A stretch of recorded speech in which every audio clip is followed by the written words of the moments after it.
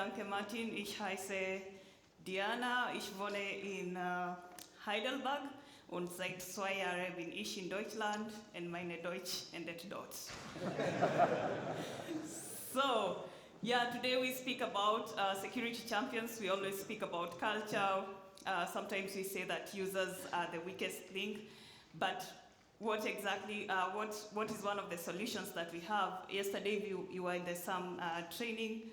We had a discussion as well about security champions, and that's what I'll be presenting today. I'll present about security champions and principles that, 7 principles, only 7, nur 7 principles that you can use to enhance your security champion. Do we have any security champions in here? Yesterday at least I met one. Can't see him. Do we have, oh, I see one. Any other person who is a security champion in their team? Oh, okay, yeah, we have done. So I see we have very few people who are security champions, and that's okay. I work in SAP. I believe, as a cybersecurity engineer, I believe that data security is a human right, and I'm also a member of OWASP, and I would like to say that whatever I'll present today, all the views here are my own, and they do not represent my employer or any of my affiliations. So a security champion is any member, if you have a dev team, it's any member of a development team that has been assigned to handle security issues and is always the first point of contact or the primary contact. It's as simple as that this is a person first who is already a member of the development team. You might bring them in, but they were already a member of the development team. Sometimes their work can be 100% security, sometimes it can be 40%, depending on the work that you do. I know some people someone in another company who started as a security champion, 30%, went to 50%, and now he's 100%, running the threat modeling there, running everything security over there. So you can develop a developer towards that, or they can still do 100% towards that. So the first principle, let's now speak about the principles of building or enhancing security champions. And the first principle is independence. You have to give them the freedom to act independently. And some of the how, when I say ideas or idea, is how you can use this principle. First, promote a culture of autonomy. Let them be independent, not always micromanaging, always on their face, always checking what they're doing. And most importantly, promote a culture of failure. So that, because if you fear failure, then you don't develop, and that's that's something development teams might suffer with, because no one wants to fail, no one wants to take responsibility. So there's this book called Fail Fast, Fail Forward. I've not read it yet, but I've always heard about it. It's not tech related, yeah, but you can check it out, that fail fast, fail forward, and that's how you can also develop your security champion. The second one is confidentiality, because everyone working in security, all of you here working in security as well, handle a lot of confidential information every day. Even if you're not working in security, whatever company you're working on, or if you're self-employed, or whatever you're doing even in your private life, you have secrets that you wouldn't want everyone to know, yeah? So promote, a security champion must always have confidentiality, and this is through a strong encryption mechanism, and the principle of least privilege, restricting access to authorized personnel only. Are we together? So first is independence, second is confidentiality. Let's go to the third one. Very important, we say humans are. It's okay, I always say it's debatable, but a lot of people in cybersecurity claim that humans are always the weakest link. So anytime you're developing a training for your security champions, or even yourself as a security champions, you have to consider all the needs and the behaviors. For example, the normal, we all know phishing here, or maybe we are getting tired of hearing about it, but the fact is that phishing is still there. We'll have a presentation from Christina about social engineering in the afternoon, and I'm definitely looking forward to it. Even if we keep saying, oh, phishing, we have discussed it enough, the fact that it's always here, and you have to always consider all the needs and behavior of your individuals by having user-focused training sessions and also people management skills. Empathy is my favorite. I learned on empathy through, she's also a member of the InfoSec community.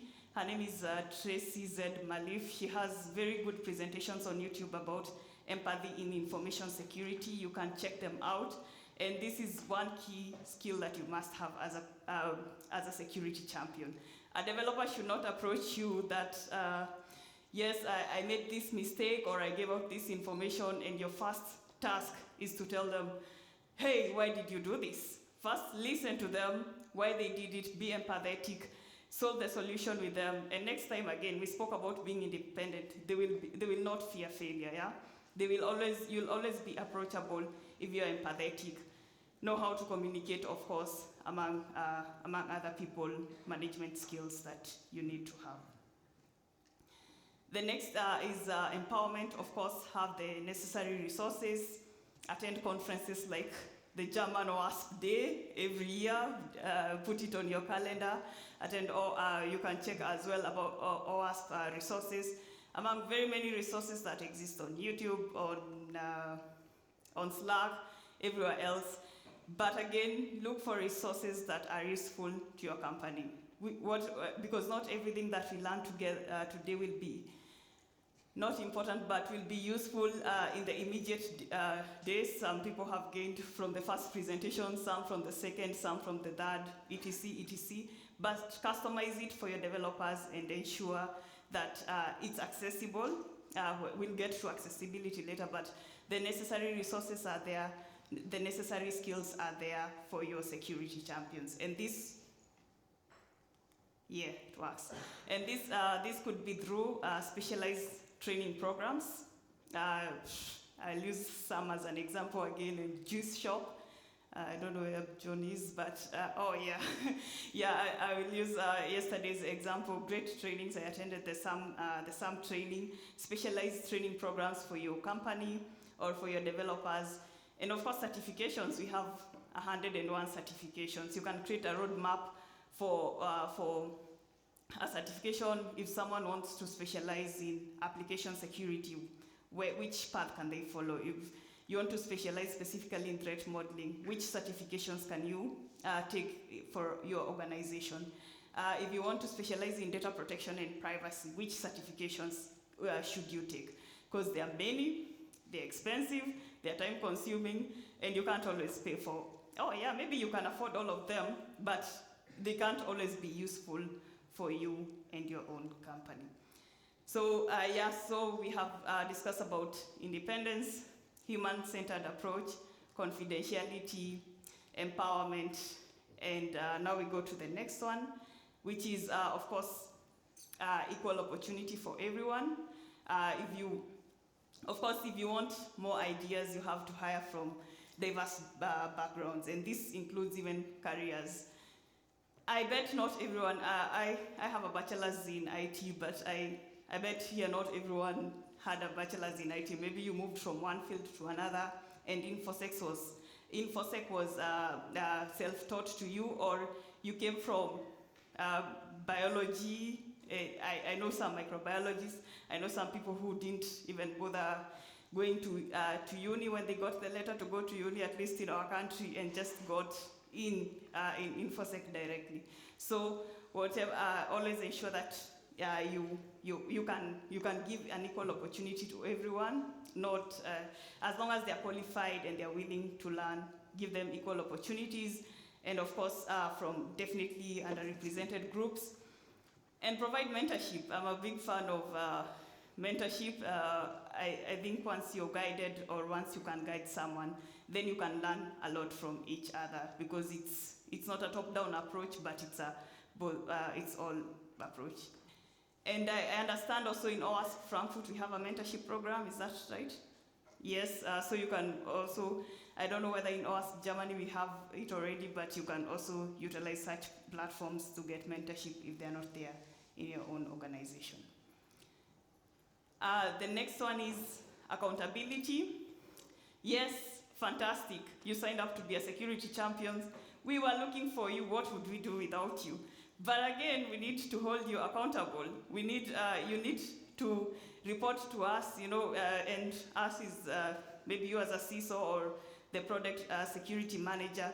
You still, it's not like they're doing you a favor, but you still need to hold them accountable for all their actions, have metrics and also performance indicators, and you can use this through feedback from the development team, whether they're actually benefiting from security, from having a security champions, whether you are approachable, whether you're helping them, whether you have used the resources that have been there, if it's any certifications, and whether you're approachable, as I said. Last but not least, being accessible. You can provide all the materials, you can provide all the tools that you need, but again, if you're not implementing the tools, then what's the need of spending the money?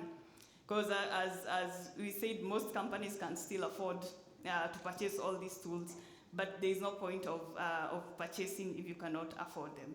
So develop user-friendly tools through the user-friendly certifications you provided and the resources that you provided. Provide also clear and concise documentation, and also offer support for questions and answers. Yeah. So question time is coming, but as I said, I actually, when I was starting, I think most of you, if you are also on OWASP, you know we hack Purple from Tanya. So when I was starting my journey in AppSec, I learned a lot from her. So as we have said, the first one is independence, confidentiality, human-centered approach, empowerment, equal opportunity, accessibility, and accountability. Feel free to connect with me on LinkedIn or any social. I use my first name and my last name. Thank you.